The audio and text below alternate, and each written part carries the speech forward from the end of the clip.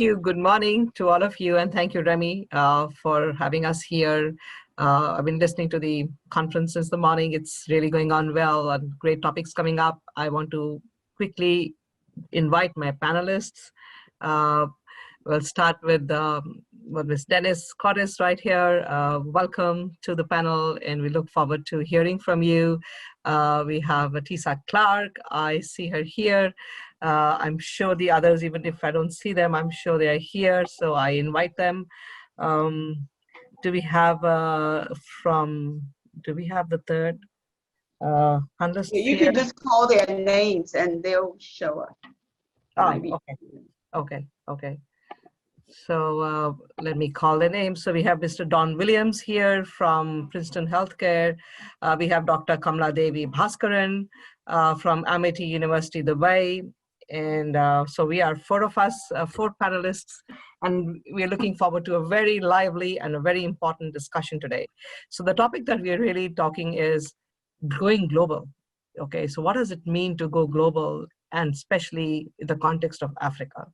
And understanding what is international trade and development. Now, these are two different terms, right? And we've had a very lively discussion from our political scientists just a few minutes before, enumerating what these words can mean differently to different people. And at the core of it, at the core of all trade and development is the benefit of people.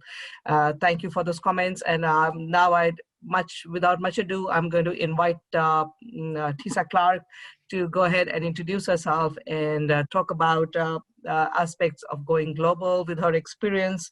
And then I will bounce off some questions that I have to all of you after I listen to you on these important themes.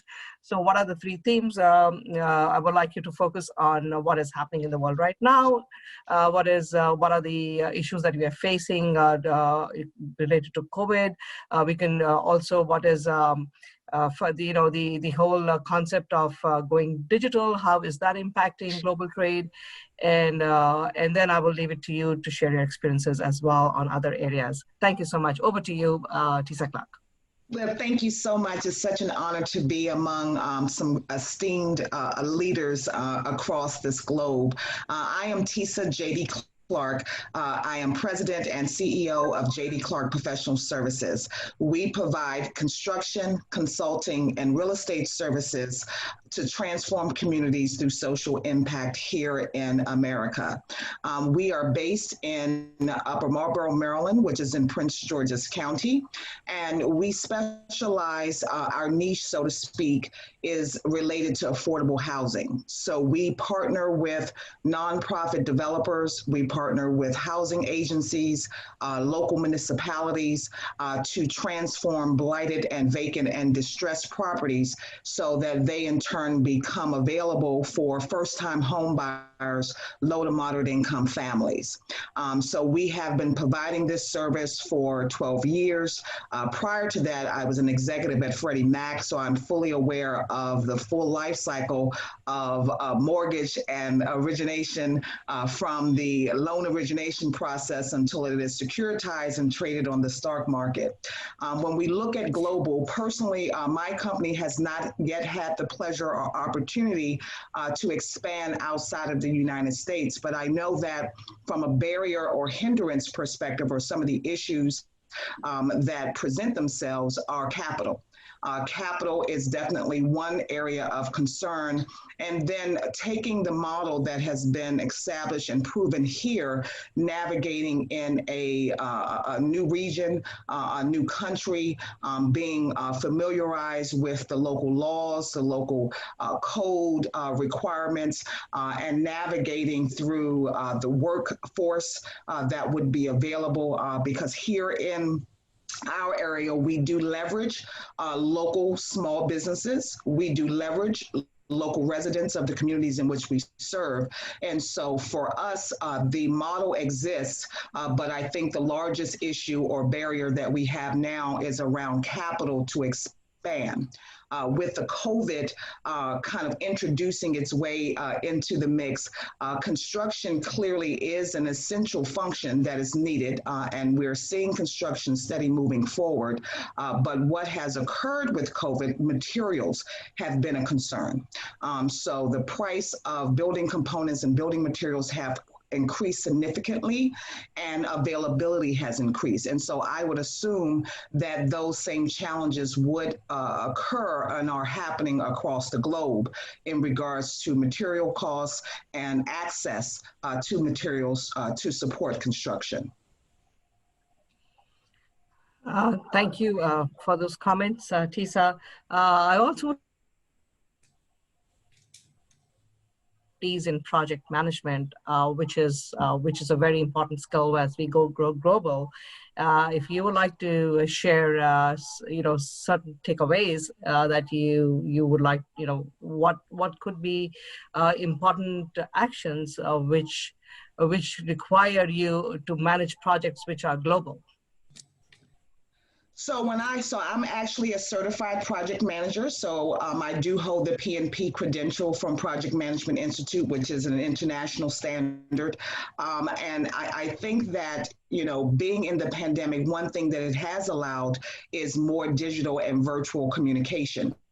And so, when you're looking at program and project management, clearly it can be done. Even in my corporate days before starting the company, we in turn were managing projects across the globe at some of the Fortune 50 companies that I had the pleasure of working with. So project management is definitely something that can be managed, wherever you may be, with a lot of the tools and resources that are made available. But I think, again, the pathway to expanding global needs to be open, particularly for our small and minority businesses that are here in America, so that they have that opportunity and partnerships to expand globally. Thank you. Thank you very much for those comments. We will get back to you with some more questions after we've listened to more of our panelists. I now invite, thank you. I now invite Mr. Don Williams to share his comments, and Mr. Williams, after what we've just heard from Tisa about project management, and you have a lot of expertise and experience in innovation and investment all over the globe. If I was really looking at it, that you've been exporting you have been setting up in companies all over, and over to you to share with us what's been your experience and what are the learnings that would be beneficial for all of us to talk about, and what is the vision forward in this area. Thank you.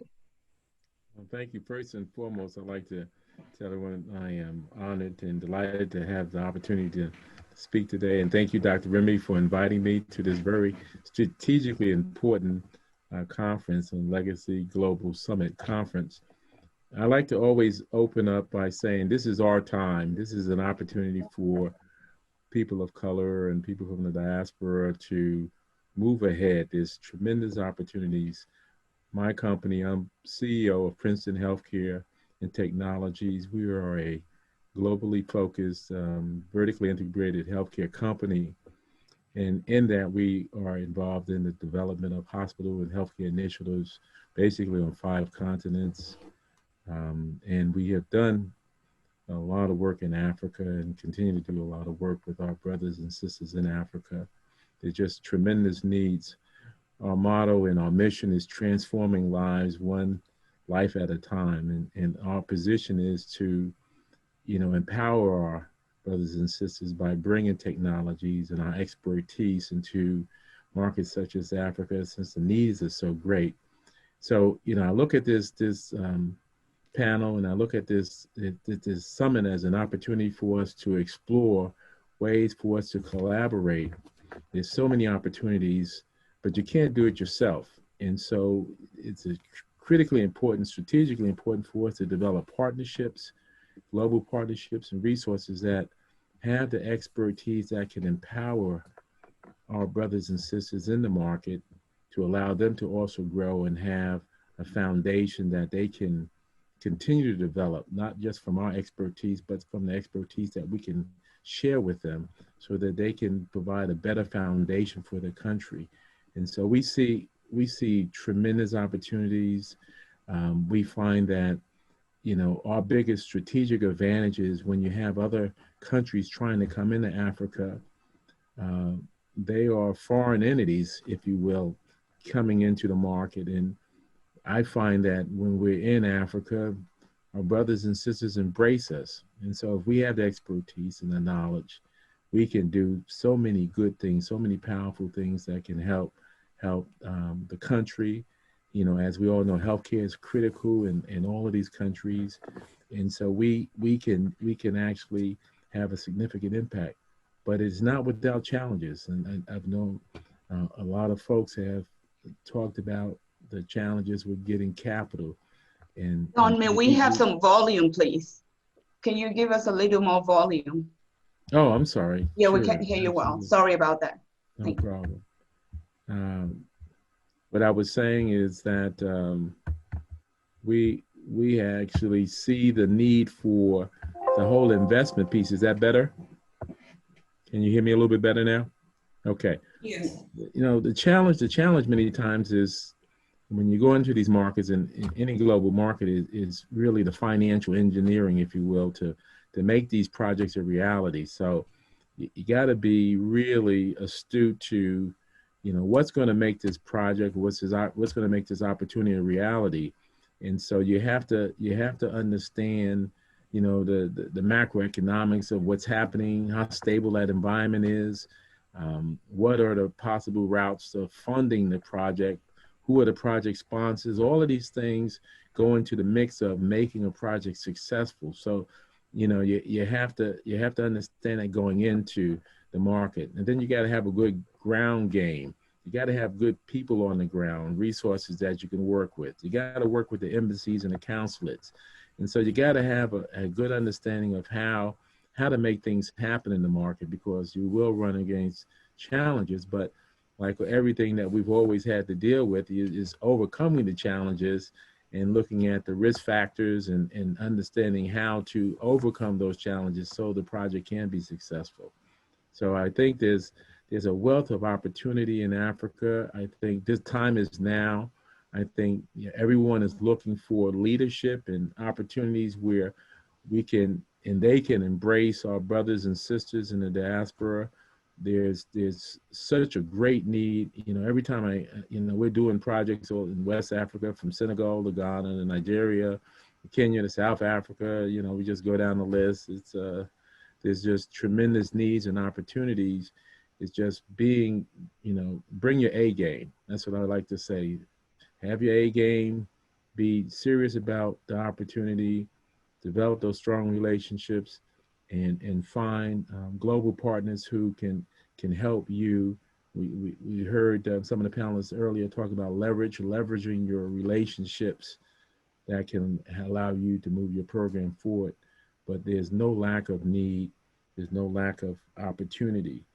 And I think I'll start with that point. Thank you very much, Mr. Don Williams. That was very well spoken. Thank you for bringing in all the points also about the diaspora, bringing in the point about the networking. And we will come back to you with more questions, and we'll move on and have panelists say their piece before. So I'm going to move on now to our panelist, Ms. Denise Cortez-Kaiser. Thank you. Thank you. Something is wrong with the sound.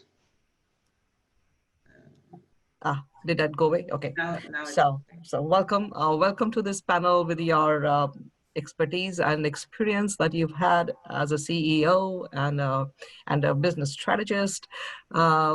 I mean, I think some of the things that we've just heard from Tisa Clark and from Don Williams will kind of resonate with you, and I'm sure we would like you to take this discussion forward and to share with us what has been your learnings and your experiences in this area.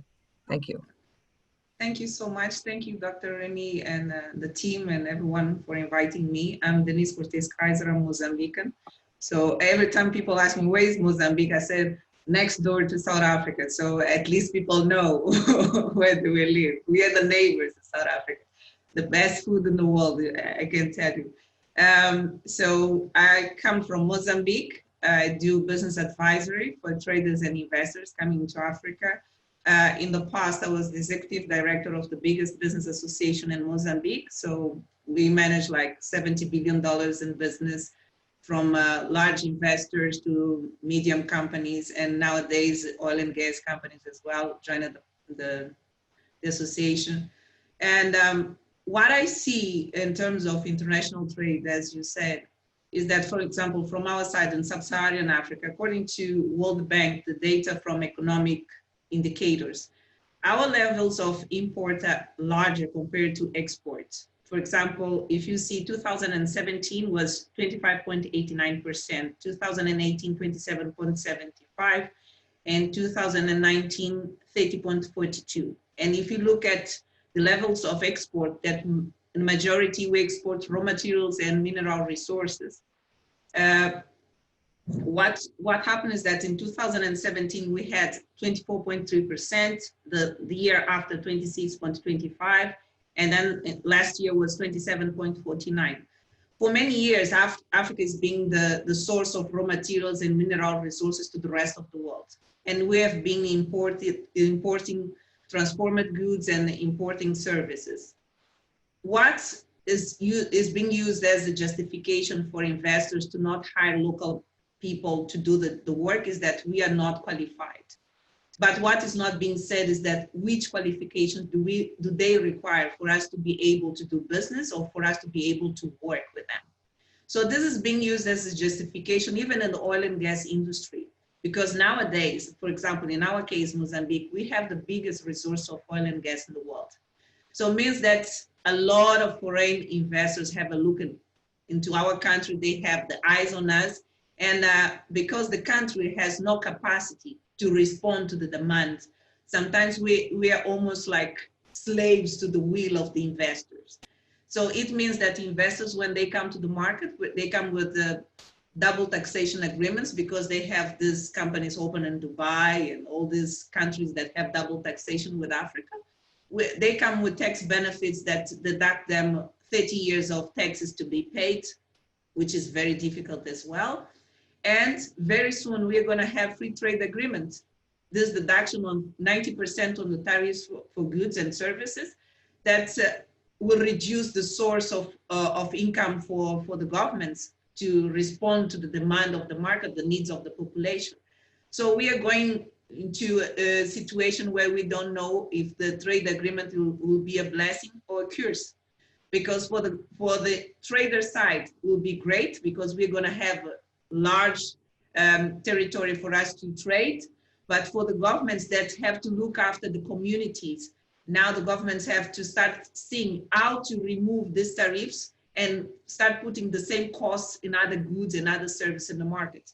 So it will, at some point, will start costing a lot in the medium class and also lower class, because they're the ones that don't have the capacity to pay for certain service. So now we are going to a very challenging time, and I don't know what is in store for us. Thank you.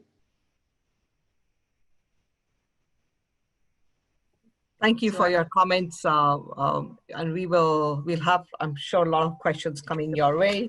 African Continent Free Trade Agreement, all the things that you've talked about, skill and competency development. And I think this is just the right moment that we have our next panelist, Dr. Kamladevi Bhaskaran, to come in, because she is from the College of Management and Commerce at Amity University, and she precisely works in this area. So over to you, Dr. Bhaskaran, taking this conversation forward about developing global trade, especially with focus to Africa, and what we're just talking about that. So there's a need for development of skills and competencies, and we just mentioned that there are double trade agreements between especially in Dubai, and you are right there in Dubai. So I think over to you for your comments on this field. Thank you. Thank you, Professor Kavita Kapoor, for the wonderful introduction. Thank you, Dr. Remy, for giving this opportunity to be in Global Summit. This is wonderful to be with panelists, especially Mr. Don Williams, Ms. Denise, and Ms. Tiza. Nice to be here. About myself, I'm Dr. Kamladevi. I think some of you, it's nice to catch up again in this wonderful event. I'm Dr. Kamla Devi. I have experience of around 15 years. It is an international work experience in industry, applied research, and academics. Currently, I'm serving as a head of industry relations and faculty in the Department of Management and Commerce in Amity University, Dubai. I'm holding executive education in business analytics. It's from Wharton School at the University of Pennsylvania, USA. Also, I'm a certified trainer to teach innovation and entrepreneurship, that is from Stanford University Program Ambassadors. In my previous experience, I was serving as a director in one of the reputed company, the Zealous Events in Dubai. And that I have managed around 120 MICE events, that is large scale professional events across the world. It has happened, across all the countries. Basically, I'm holding my PhD. I'm specialized especially in customer experience management in e-commerce. In that, my area of specialization is business analytics, entrepreneurship, business research methods, and e-commerce, ranging from theory to practice to implementation. As a solo author, I have written 3 books, which is widely published in all the online platforms as well. Also, I have written various research articles, especially in the field of e-commerce, especially in the field of research, especially it could be a marketing research, international trade of various kinds. My key area is very much interested in research activities. This is a wonderful topic, especially for the day in 2020, international trade. Going global, understanding international trade and development, because this is the need of the hour, I could say. International trade is the important stimulator of economic growth as it expands the country's consumption capacities, increases global productivity, and it provides access to worldwide markets for products, especially if you're talking about Africa. Africa is rich in agricultural products, natural resources, and raw materials needed to manufacture key products for global consumption. So international trade will give Africa the opportunity to export these kind of products to the countries, especially for foreign direct investment. Some of the main goods which we are expecting from Africa, which include some of the commodities like oil, gold, coffee, cotton, cocoa, and some of the specific agricultural products where Africa is very much famous for. As I'm talking from Dubai, just wanted to highlight the connection between Middle East and African commodities and the exchange, the commercial activities as well. As per the earlier statistics which has been taken in the year 2020, most of our UAE shoppers, more than half, like around 58% of the shoppers, they have moved to online purchases, especially overseas purchases. During that time, during the lockdowns and social distancing, so such enforcement, even the big fans of brick and mortar shops, whoever is purchasing the product, in brick and mortar shops, they started purchasing the products online. So this trend is set to accelerate. So many small businesses know that this is the way of the future. So according to the survey by UPS, a well-known company, 73% of small business owners in UAE, they said in order to grow, they need to export more. Again, similar to African countries as well. However, only 51% said they export regularly, other 31% saying they are doing irregular export. So now the question comes, why aren't more businesses taking advantage of the virtual marketplace and exporting more regularly? The advent of the virtual marketplace has opened door for the companies of all sizes to border across across the country. Almost it's easy to do business from home. So it has increases the opportunity. So it shows a clear prosperity for tomorrow's market, why we wanted to go global. So the first step, when we are looking, to make the first cross-border sale, is to find the opportunity to get plugged with the global market space. And there is no better place than Expo 2020 Dubai. All of us were aware of. That is the largest event which has ever held in the Arab world. So this Expo 2020 in Dubai will be, 2020 now it's planning to take place in 2021, which will be the first to be held in a MENA and Asia region, that is Middle East and North Africa and South Asia region. On November 27th, 2013, when Dubai won the right to host the Expo 2020, fireworks erupted at the world's tallest building, Burj Khalifa, that during that time, the ruler promised Dubai would astonish the world in the year 2020. So this is what we are going to expect in 2021. So there are lots of commercial trade and, lots of global foreign direct investment will be happening between those countries. So when it opens the door in the year October 2021, business owners who are looking to grow their global customer base will find plenty of support, especially with Expo 2020, which has pledged to boost the sector by diverting 20% of its budget towards small businesses, a target that remains on track. Through its licensing and retail initiative, it is also helping business with their digital journeys by offering assistance in setting up of or strengthening their online presence. So in recognition of the important role small businesses play in both the UAE and the global economy, Expo 2020 Global Reach presents the opportunity for the entrepreneurs who wanted to have a business with the Middle East, especially from African market. They can attract the interest in their products, from your market, basically.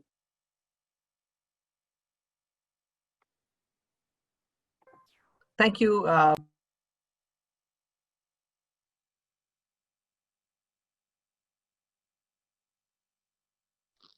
Dr. Kapoor, you are muted. Okay, sorry. Yeah, so thank you very much for your comments to the four panelists. This has already got our attendees quite excited. I have a couple of questions that are coming your way. So one of the questions that's coming your way is that, for investment, how can we get investors to encourage youth, especially with the innovative ideas that the youth have, right? So you have investment on one side, which is for people who have financial wealth, but you also have innovation, right? And not all the time you have them in the same spot. So, and we need both, right? We need the investment and we also need the innovation. So the question, I guess, coming from a lot of students who are here on this panel, what is a strategy that we can use to get the innovation and investment together from different sources? I think Mr. Don Williams, this would be over to you for taking this as the first. You are muted. You are muted, Mr. Don Williams. Okay, you need to unmute, yeah. That's a heavy ball to carry right now. But I'm up for the challenge. I have my Cheerios this morning. But very, very interesting. I think it's what I look at is you have to really look at packaging the opportunity. So I think they miss that, and so you kind of put on your marketing hat and you say you're competing. I always tell folks you're competing against the world now, and so understanding that you have to differentiate yourself and make yourself attractive, so you can secure the types of investments that are needed to support these projects. And so my position is always, first you got to have a good game plan. So you got to get it off the napkin and put it in a plan that's comprehensive, that speaks to, why the investment is needed, number one, and then number two, how are you going to pay that investment back? Because the reality is most people don't realize, if you're making an investment, everybody's looking for a return on investment. They're not, I tell folks, it's not a giveaway. I like to use the phrase, it's not a free lunch. So what it is people are looking for, if we're going to invest, what is going to be our return on investment? So if you look at it, at the, an end game, you have to say, okay, if I'm proposing an opportunity that I want to attract investments, I need to do a good job up front of defining what the opportunity is, what the return on investment, and what the impact is. And so people are looking at, well, if we can invest in this area, you have different types of investors also, which is also important. You have those who are looking strictly at getting a return on investment. Then you have another category where you have investors who have more of a philanthropist position. They want to give back. And so they are looking at it and saying, I don't have to have, a 20% ROI. I can look at having a smaller ROI because I'm having an impact in an environment. Healthcare kind of falls in that area where people feel well, I'm really helping the people in the region. And so I don't have to have that high return on investment. But, you know, either way, you have to have a good game plan. It has to be clear, has to be presented in a format that makes sense. And then you have to define, you know, if you are making, as an investor, making an investment, this is what you're going to get in return. And so, and we use that formula, you know, be it if it's in Africa or if it's in Asia or it's in South America, it's comparable in terms of how you go to presenting that. And what makes, say, Africa unique is Africa is virgin territory. There's so many opportunities and so many needs. The upside potential is tremendous. Thank you. Thank you for your comments. And I think organization like this that we have today, you know, this will kind of also help us network. But I think there is a huge need for networking as well, because there are resources and people like you, and then there are, you know, there are also the diaspora and the younger folk, people who are wanting to get into a global business opportunity. So I think networking and all the things that you said, thank you so much for the impact, the social impact versus just the return on investment, which is very highly economical, right? And I think healthcare and other industries offer that opportunity for both. And that's currently the way forward, especially when we are dealing with trade and development both, right? So thank you. And I have some more questions. And I think Ms. Denise Cortes Kaiser, I think this, especially, you know, this is in the area of technology and innovation, but it's in the area of fintech and financial inclusion, right? So some of the attendees would like, you know, the speakers to focus on and say, what is the influence of fintech? And then especially in focus on financial inclusion of grassroots, and from there towards economic development. So how do we leverage fintech and financial inclusion for globalization and growth of trade and development? Thank you so much. So in just sharing the experience from Mozambique, my country.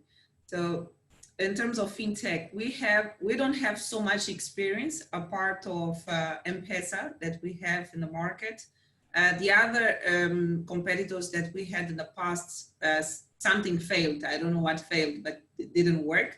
And most of the banks, because they have this devices for mobile banking, so allows people to use. But we have a lot of people that don't have bank accounts, meaning that 80% of the population in Mozambique doesn't have a bank account. What they use mobile accounts. And with the mobile accounts, they're able to do payments and successfully run their lives. But what I feel in the market is that for fintechs, we have a large market that is capable to succeed, but there's a lack of information on which products can be developed for our specific market so that the public is aware of what they can use. The prices for platforms like M-Pesa, they're quick to use, but the cost of transactions are huge for the normal citizen. So it's important to find affordable products that can be used to serve the market. And in our market, we don't have blockchain, cryptocurrency, Bitcoin, this type of things. They're too fancy for us. And our central bank is still a little bit cautious about what can be used in Mozambique and what cannot be used. So for the ones interested in investing in fintech, this is a green market, this is a green field, there is potential, but they need to study very well the market, they need to study very well the culture. Don't come with one fits all. Africa is not a country. Africa is a continent. We have 55 countries, different cultures, different procedures, different governments, different presidents. We speak, one country can speak Portuguese, French, Afrikaans. We have a bunch of traditional language. Don't come with one strategy for Africa. That's a mistake. Come with a strategy for the specific market. And if possible, please spend some time understanding us so that when you produce something to fit us, you know exactly what you're doing. And sometimes what happens is that most of the investors, they come here with this strategy, you know, that says that, okay, it's for Africa. So no. We are 1.3 billion people that speak all language, all diversity of language. So when you bring your strategy, remember what Peter Drucker says, that culture is strategy for breakfast. So please understand us, understand our culture, understand how our government wants things to happen, understand the political view of the government, and then you are able to really adjust your product to what we want. You know, cannot be what you want, is what we want. So that's the way to succeed in fintech or whatever sector you want to work on. Thank you. Thank you so much. Those were really very important insights. And I'm reminded, yes, culture is one of the most critical aspects, especially when we are going global. And I would like the panelists also to focus on their experience, you know, when they have done any business with Africa. Again, thank you for saying that Africa is a continent, so we can focus on a country in Africa, right? And I think Africa is very conscious of the fact that it's a continent, and that's probably why we have you know, this whole concept now of how Africa needs to develop Africa, right? If I can use that, and it's not just about balance of payment, balance of trade and payments between Africa and the United States, but it's also within Africa. And how can we leverage this cooperation within the 55 countries and move forward in a way which develops trade and takes trade and development for the continent forward, right? But you know, we have a great panel here, so I don't want to talk more. I want to listen from you. What has been some of the main challenges, you know, which you have faced when you've gone global towards Africa, and how did you overcome them to inspire our young listeners here? If I could, I want to go back to the question that Mr. Don kind of answered around our youth. I bring a different perspective because before I started my business, I was in the financial sector, secondary mortgage sector. I was in the IT, quality assurance controls, and I think that a lot. And when I created my company 12 years ago to be primarily focused in construction, it opened my eyes to a different aspect of economic development. So when you look at STEM, you know, all of us talking about STEM, different aspects, fintech falls into that arena. You talk about healthcare, that's a global issue, no matter what the demographics, no matter what have you. But one thing in specific that I saw in the construction industry was that the tradesmen or tradeswomen, now that I'm actually a tradeswoman, that they're dying. So they're getting older, they're aging out of those trades. And there's a challenge now in regards to bringing the youth into some of those trades. And I think that there are some misconceptions around economic empowerment, economic development by way of construction, and how construction plays a part in an overall picture of how a community can grow, evolve, expand, and be self-sufficient.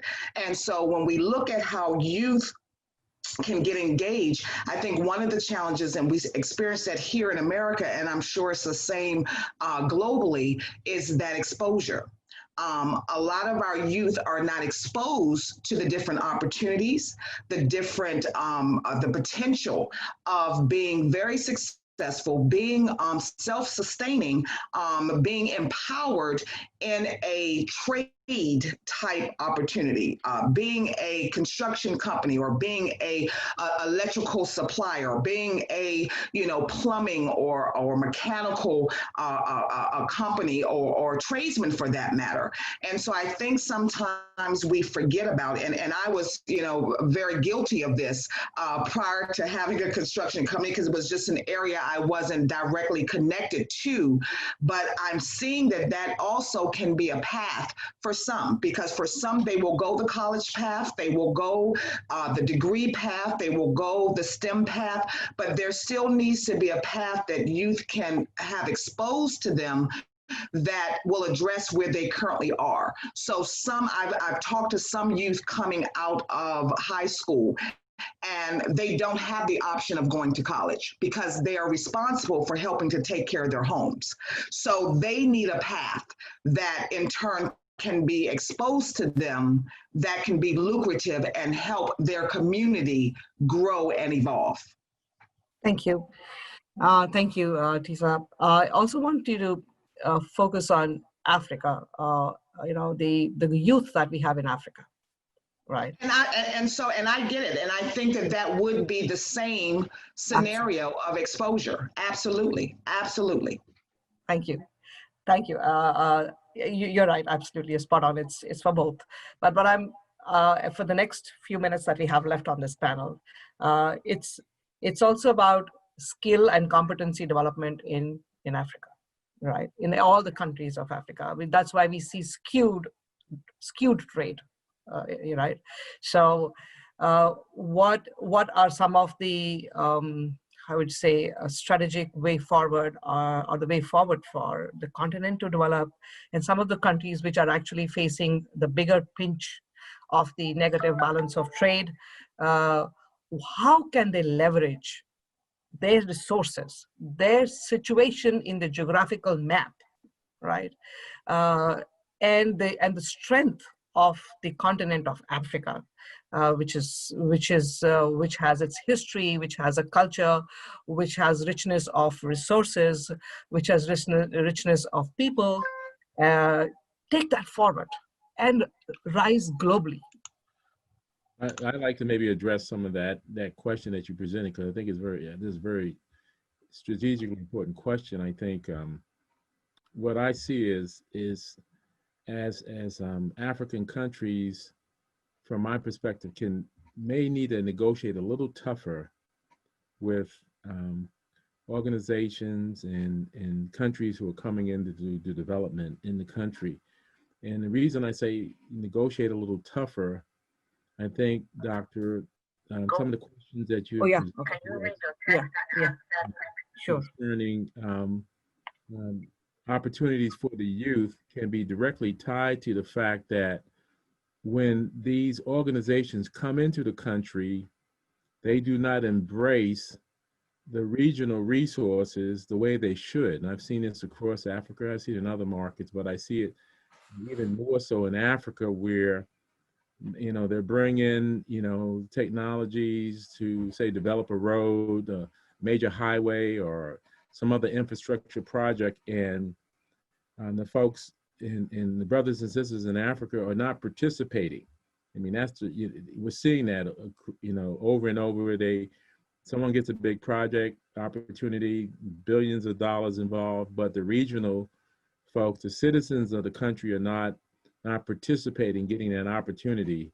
And then that trickles down to the youth not getting opportunities because the people, the citizens are not getting opportunities. So when I say there needs to be tougher negotiations, when we go into the market, one of the things that we do is we tell our colleagues right from the beginning, part of our strategy, our strategic alliance with you, is to make sure that we're going to create so many jobs in that particular project, okay? And that's how we're going to differentiate ourselves from China and some of these other groups who are coming in with deep pockets, but are not doing the things that they could to empower the people in the region. And so my position is we got to negotiate tougher and request and require certain things. And if you don't do that, they're going to give you a pass and just say, okay, we're getting everything we want.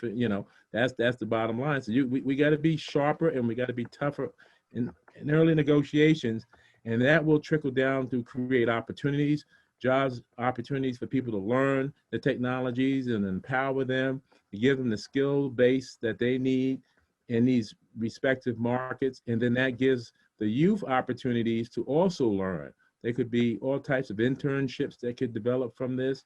And so they could go the route of college, or they can go the route of trades, but they are learning some very powerful things that will help them go forward, in their life. So again, it goes back to being able to, you got to negotiate tougher early on, so that that particular country gets exactly what they need to support their citizens. Yeah, adding on to Thank- Ms. Tisa and Don Williams, international trade does not only focus on the exchange of goods and services across the borders, but how states conduct their external economic relations, how they negotiate internationally, as he was rightly mentioning about right now, and interact with the international environment. So international trade, it includes the external investments, financial flows, aid, bilateral, multilateral economic negotiations, and technological changes, basically.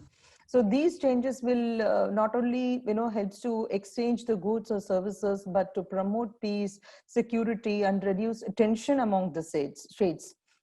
So this technology, international trade enables transfer of technology and human resources specifically needed for the development.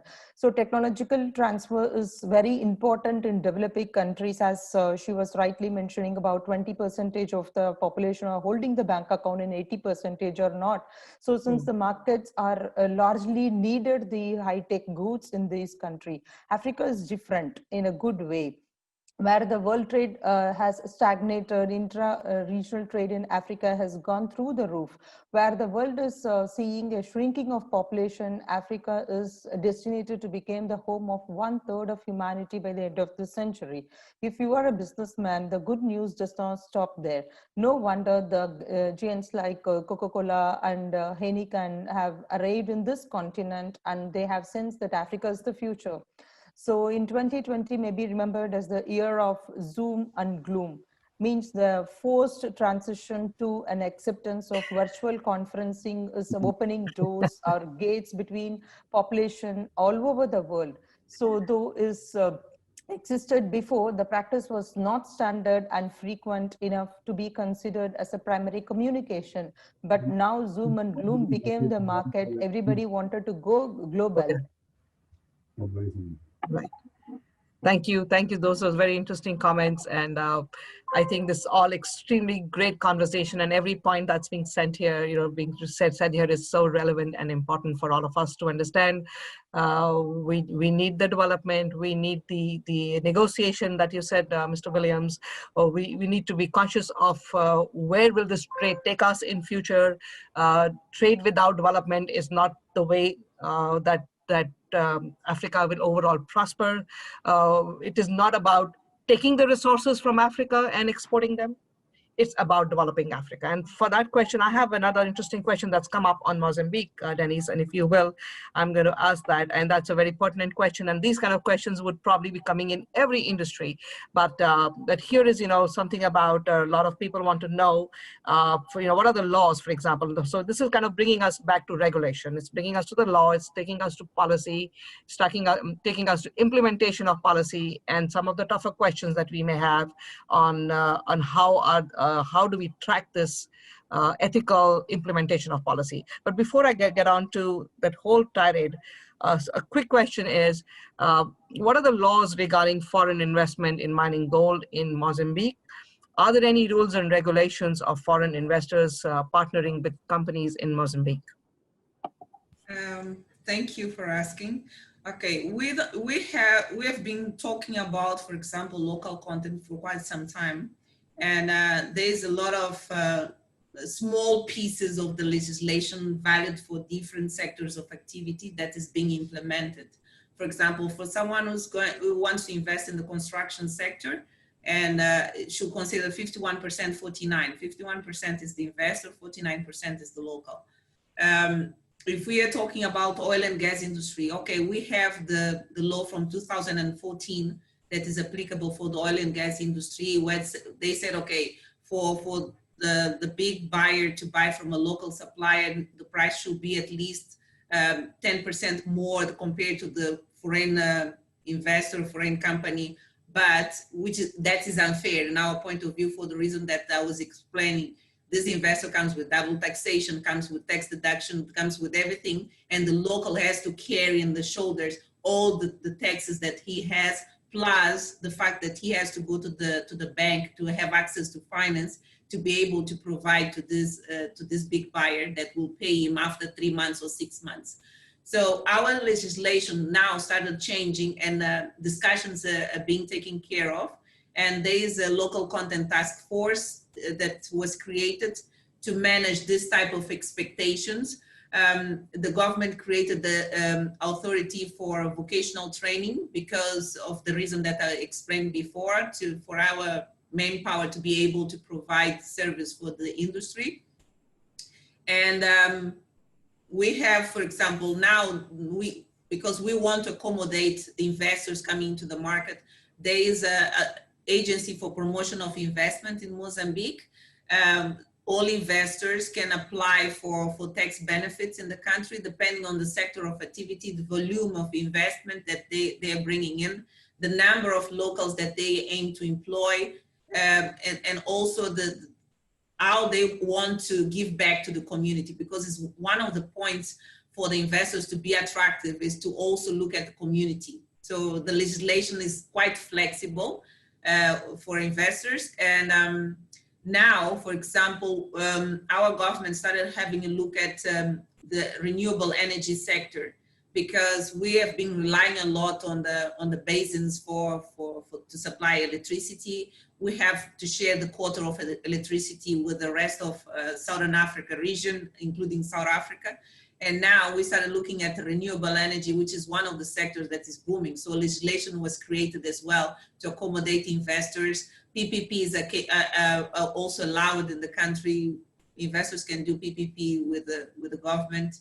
So I think that is a country, I'm not selling Mozambique, but I'll say that it's a country that for sure is welcoming investors, and whoever wants to invest in Mozambique is investing in the future, because it's a country that have a lot to offer, a lot, I can say. That's why US is building the biggest embassy in Africa, in Mozambique, in Maputo, by the way. If no one is aware of that, the biggest embassy of the United States of America is in Maputo, my city. Thank you. Thank you. Thank you for those information, as well as bringing in the point of, the bilateral trade and the importance of diplomatic relations in trade. I think we also should be mindful that we also have institutions like the African Development Bank. We have the African Continent Free Trade Agreement, which is, so we have to look at certain other, these are also huge contributors to going global, right? And I think we just have a very last 2 minutes left, but can you all give a 1-minute message to people here on this speakers panel on what is your advice to youngsters wanting to go global? We could start. Dr. Bhaskaran, Mr. Williams, Tisa Clark, and Dennis, in that order. Thank you. 1 minute. Thank you for the 1-minute talk. Africa continues to benefit from international trade if they are trying up for Expo 2020, especially in Middle East. Through they will give aiding employment. They can increase the exports, particularly in manufacturing, which are very crucial for job creation for especially low-skilled workers, which will substantially reduce high unemployment, particularly among the youth. So the economic integration between these two countries will be helpful in export and import. Especially we are very specific, as I was talking about the online integration through video conferencing. They'll be able to manage how the China's pattern has been able to manage, how they'll be able to recover in 2020. Especially they will be able to match the Q1, Q2, Q3 of 2019 and 2020. The same way, the connection between Middle East and Africa will be a potential market, which leads to huge opportunity for business. That's my point. Thank you. Over to you, Mr. Williams. You're muted. Sorry. I would say most important, do your homework, study hard, work hard, be open-minded, and look at every opportunity for developing these relationships, because a lot of business is done on relationships, and so you have to understand the importance of having good partners and developing those relationships will go not only short term, but long term in terms of presenting opportunities for you in the market. So build the relationships, get a skill that can be used and allow you to continue to have an impact in the market, and just work hard. Just be very serious about when in these markets, and keep an open mind. I think there's going to be tremendous opportunities for you. Thank you. Thank you. Over to you, Tisa. I simply would want to say and encourage them, do your research, be flexible, be willing to adapt, and it's okay to course correct. So a lot of times, we as leaders and our young people, a mistake or what they perceive as a mistake is made, but that's an opportunity to learn and to debrief from that experience and just course correct as more data is available. But just don't be afraid to make that decision and move forward at all times. Thank you. Denise? I'll say that fear is the opposite of faith. Have faith, but please do research about the market where you want to go. Don't be fooled by data that does not come from a reliable source. So be sure of what you're doing and be open to learn, because there's nothing worse in life than a person that is not capable to understand different cultures, different ways of living, and be able to travel, to explore as much as you can. You're still young. Thank you. Thank you very much. I see that my time is up for this panel. Thank you so much to the panelists. So this was a very enlightening discussion. I think we touched so many points. There was no area of global business that we did not discuss, right from culture to finance to investment, to social impact, to building skills and competencies, to negotiating, and how to leverage the resources, and of course, having a global mindset, which is all about your faith and your understanding. Thank you so much. Back to Remy and her team.